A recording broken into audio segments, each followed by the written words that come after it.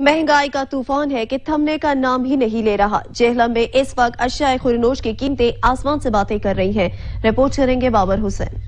हालिया महंगाई के तूफान से जेहलम के शहरी घबरा गए। शह खुर्दनोश की कीमतों में बेपनाह इजाफे से शहरी परेशान हो गए। कुछ शहरियों का कहना है कि तब्दीली सरकार को टाइम देना चाहिए। कुछ शहरियों का कहना है कि नए पाकिस्तान में हर चीज की कीमतें आसमान से बातें कर रही है। शहरियों ने कीमतों में कमी के लिए हुकूमत से अपील कर दी। महंगाई की बात अब क्या करते हैं जी कि ये 8-9 माह में आवाम की नींदें हराम हो गई हैं और ये आलम है कि रात और रेट, सुबह और रेट, दोपहर और रेट। इस डॉलर की महंगाई, डॉलर के महंगा होने की वजह से आवाम जो है ना वो बिल्कुल ऐसे हो गई है कि जैसे कुव्वे खरीद जो है ना ख़त्म हो गई उनके। चीज़ ये है कि आज तक किसी बंदे ने, किसी हुक्मरान ने, किसी ने भी इस मुल्क के बारे में इतना अच्छा नहीं सोचा जिस तरीके से इमरान खान ने सोचा है।